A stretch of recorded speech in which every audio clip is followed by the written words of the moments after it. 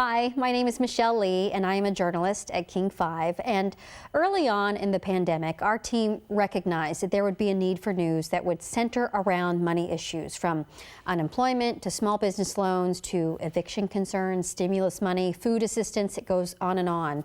We started a segment called Your Money, Your Future, and it was truly a team effort and an interactive one for our viewers.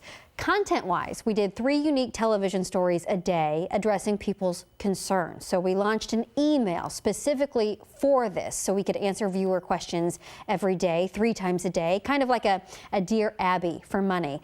And it really took off. We also set up a text line so that viewers could just text the word money to us, and we would send them back a link with more details on the story we just aired, or give people more details if they needed it. Now, this put information directly in the hands of viewers. We had thousands of texts.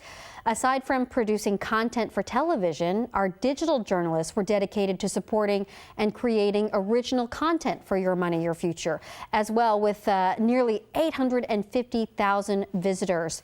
Just explaining something like adjudication in the unemployment system had more than 55,000 visitors alone. So we were able to make it easy for viewers to find us, ask their questions, and then give them in-depth coverage that they couldn't find anywhere else. Because of this interactive system we set up, we were able to get some of our viewer questions answered directly by the head of Washington State's employment agency. I really appreciate you asking that question, Michelle. And we're able to hold them accountable when it came to massive backlog and massive fraud. We were able to uncover stories that state agencies had no idea were going on. Like, for instance, we found a glitch in the system that was actually putting a freeze on citizens' bank accounts and withdrawing their own money in a pandemic. We learned the state also had erroneously sent bills worth tens of thousands of dollars to thousands of people, saying they owed unemployment money instead of the other way around. We also created a podcast addressing sidebar stories and gave full interviews there. We had thousands of emails pour in from viewers. It was typical to reclaim $20,000 per person hung up in the unemployment system. I was really glad I got your email that said, this might be legit. Go a little further here. We also dispersed thousands of dollars to people through programs and donations.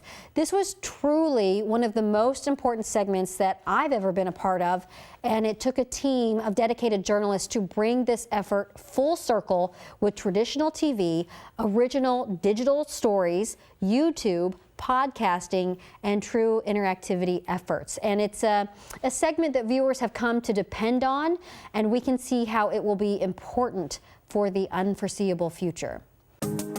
Our world is changing fast, no matter your lifestyle, no matter your job. We need to make sense of it all. I'm here to help you break it all down with stories and resources to guide you through these times. You know, we're all sitting here trying to make sense of what is happening before us, and I know a lot of people are struggling. We see your emails, we see your posts. Let's talk about your money, your future, only on King 5. Michelle Lee is answering your questions every day at this time in Your Money, Your Future. Holly says, I am a single mother of 2 boys that receives 0 child support. I've yet to receive any word from unemployment. I have a 5-year-old boy, a dog, and every day I'm anxious. Do you know when the SSI payees will receive their stimulus checks? Michelle, last week you gave us some great tips about when to file online. I see on my Facebook news feed that there may be second stimulus checks. Am I eligible to apply again for any other extended benefits? We gave her a big challenge today. So Michelle, you have 2 tips for people filing these claims, right? Why can't mortgage companies just add the missed months to the end of people's mortgages? If you lost your job, what good does it do to have a 6-month deferral if you have to pay it back all at once? Where does that money come from? Well, a lot of you are telling us that you're in that situation.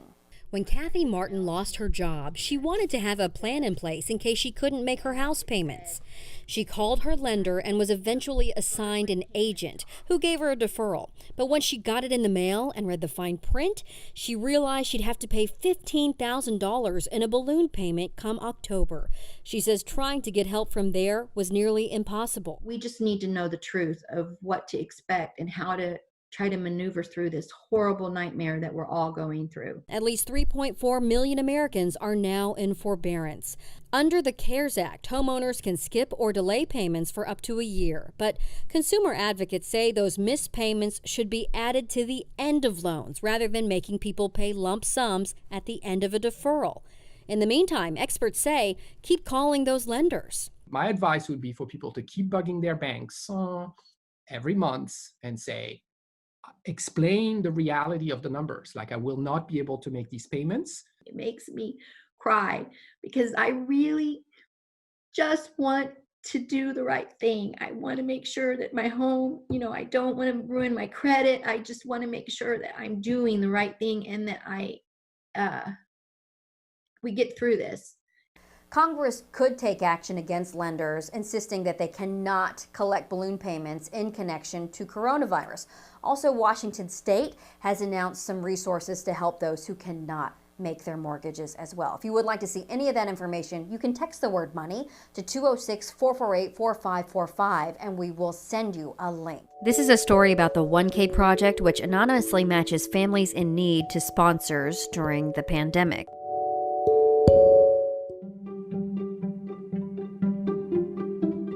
We've founded things in the past where we had some idea and then had did the irrational act of starting something. When Minda Bruce co-launched the venture capital firm First Row Partners at the beginning of the year, she and her business partner, Yoko Okano, were going pretty hard when this pandemic shift in the world really caused major pause. I think we went into a phase where we just sort of were like, what are we going to do? This pandemic left many people wondering how they could help.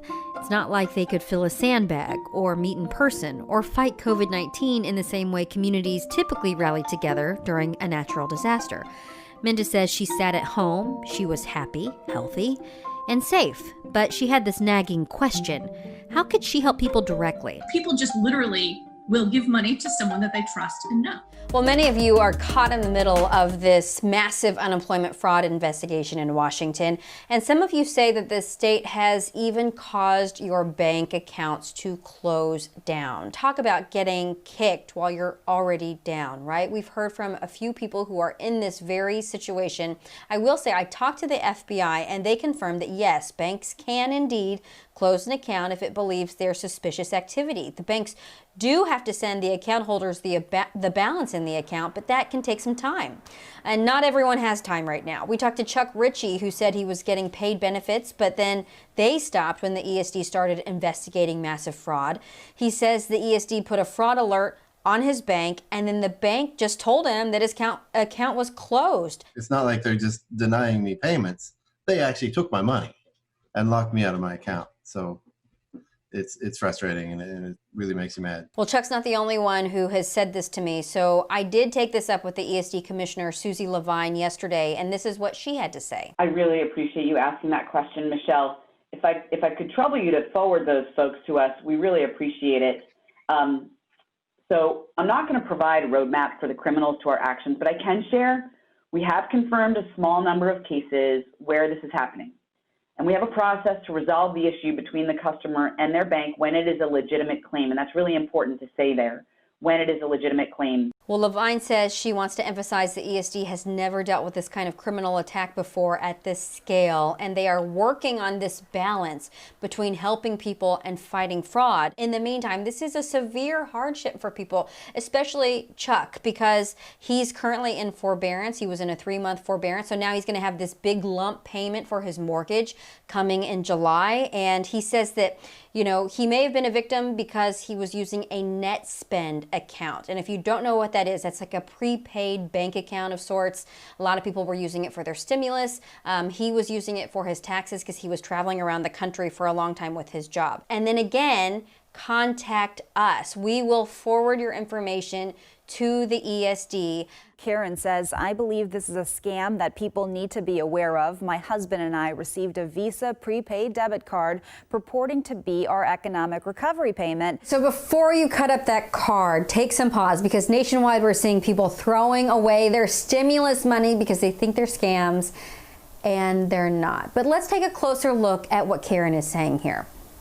She says she's got a mailing with no indication that it was related to the government and that it came from Money Network cardholder services. All right, so you can see why there's a red flag there, but it is supposed to come in a plain envelope and it is supposed to come from Money Network cardholder services. She says instructions were the same as one is given when you get a new credit card. Well, on EIPcard.com, it says you should read the cardholder agreement, activate the EIP card, and set your 4-digit PIN. So that does sound legit. Here's what else she says. Karen says the final indicator that it was a scam was that the cards had our names wrong. We have different last names and the card had both of us with my last name. We do know that the IRS said it's going to send one card to each household, and if there are multiple people in the household, the first person on the card is the primary card holder and they're the ones who have to activate the card. So no clear answer yet, but I wouldn't call it a scam necessarily. We have seen nationwide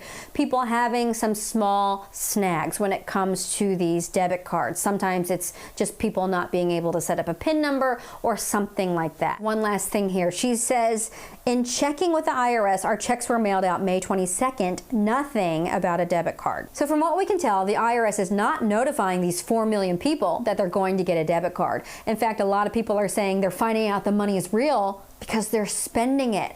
Now, that being said, we want everyone to be very careful out there, but certainly just do some double checking before you throw that money away. And guess what? We do have an update on that story right now for you because Michelle got a chance to talk to Karen late today. Turns out the debit card was legitimate. She says she couldn't believe it until she went to the ATM. I'm stunned. I really am. I was really glad I got your email that said, this might be legit. Go a little further here. Well, thank you, Michelle. Thank you for being so quick to follow up. I didn't expect that good of a response. Oh, isn't that great? And again, if you have a money question you'd like us to look into, we want to help you out. Email money@king5.com. We talked to 4 people here: Steve, Milena, Tim, and his mom, Dawn. Just normal people who in some ways have turned into leaders for others on social media and who've also endured their own ups and downs, including homelessness during this crisis.